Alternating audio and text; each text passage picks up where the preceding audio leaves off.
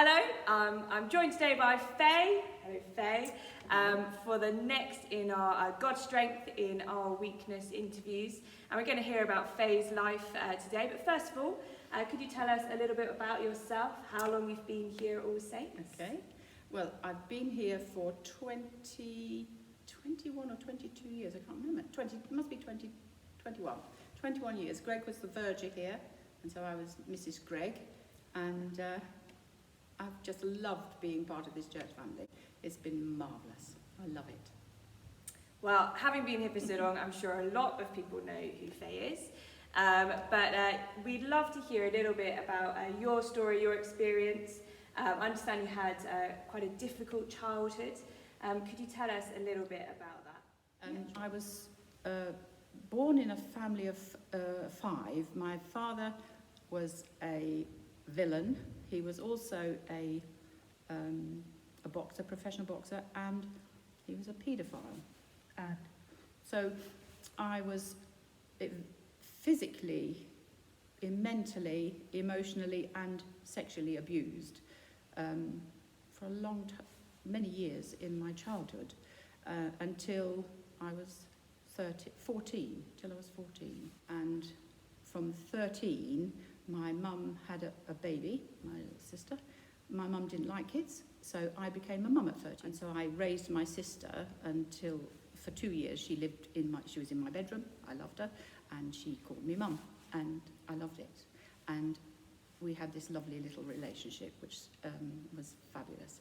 But I was such an insecure girl, desperately wanted to be loved and liked. I was such a people pleaser.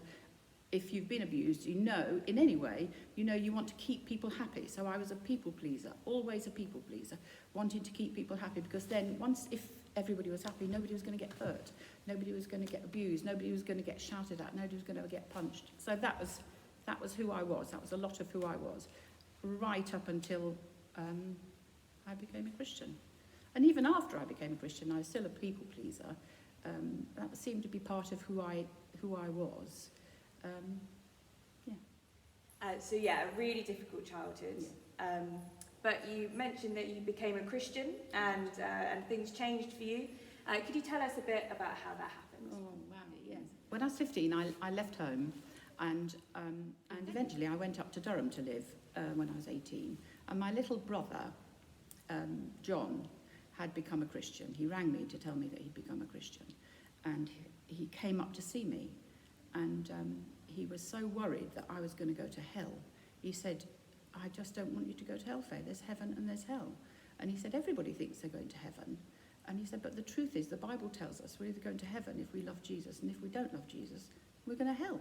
And you don't love Jesus. I said, well, no, I don't. And he said, well, I don't want you to go to hell. I want you to come to heaven. We've had such a miserable time. My dad used to batter the boys, and he was terrible with them. And so we were very close.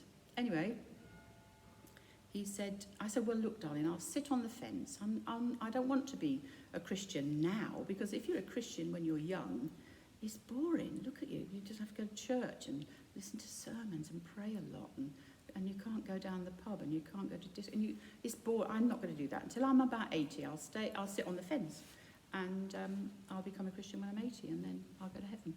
And he said, it's not like that, darling. He said, there is no fence. You're either saved or you're damned. That's a bit harsh. And anyway, bless him, he made me promise I'd go to church once. And so I said I would. And so I went to church, and when he'd gone home, Greg and I went to church, and the vicar got up, wasn't a vicar actually, it was a minister, got up and said, today we're going to be talking about the fence.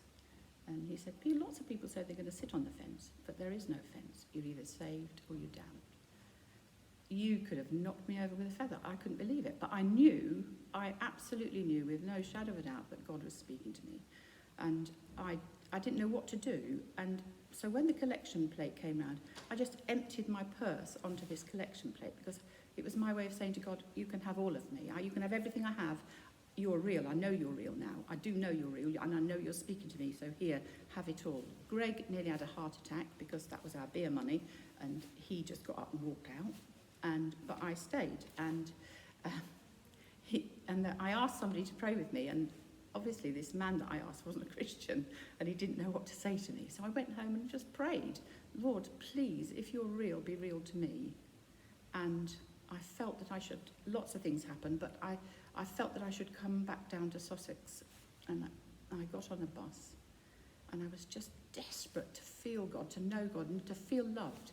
And I always tell people I met God on a bus, because on that bus, I felt like God just put his arms around me and loved me. And I knew he was real. I knew God was real, and he was loving me. And I poured my heart out to him on that bus. I just poured my whole heart, repenting of all sorts, saying I was sorry. Not that I knew what repent meant, but I was saying I was sorry. I was sorry, God, for all the things that I'd done. I'd done some diabolical stuff, and God said, I love you, Faye. You're forgiven. And so that was when I became a Christian.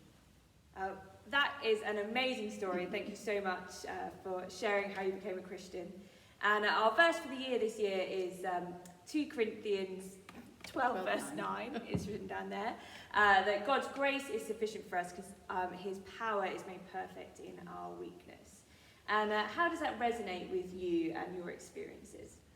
Well, let me tell you, God has been my strength from the moment I met him on that bus. He has been my strength. I have felt up until that point, and a lot of the time after that point, I felt weak, pathetic, and useless, because I was told that a lot, and unlovable, completely unlovable, illiterate because I didn't have much schooling, and always inferior. And Jesus said to me, "You're mine. I love you. I love you." So much so that if you were the only person in the world, I would have died for you, to save you from hell. Fay Summers, I love you. I tell you, all that made me feel weak, it became my strength, because I just think you don't have to be clever, you don't have to be intelligent. God takes the foolish things of the world to confound the wise, and he takes broken people and makes them whole. And I was thinking of the church a bit like a hospital, that it's for broken people. And in this place, in any church where Jesus is, you're made whole. And I was made whole. And he is what made me weak is my strength now. And I just am so thankful to God. I'm so thankful to belong to a family, a church family who love me. And I feel loved here. I've met so many brothers and sisters. I just love it. That's my strength now. I belong to Jesus. I belong to the church. This is my family. I love them all.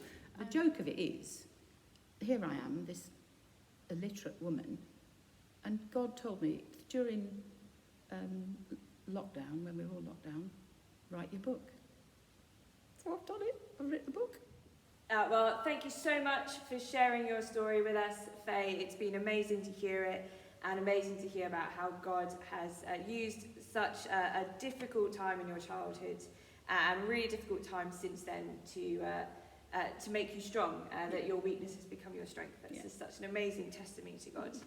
And your book sounds very exciting, so when that is published, we will of course let you know, and I'm sure lots of people will want to read it. I know I am very excited to read that. So thank you very much, and it's been a real pleasure to talk to you today. Thank you.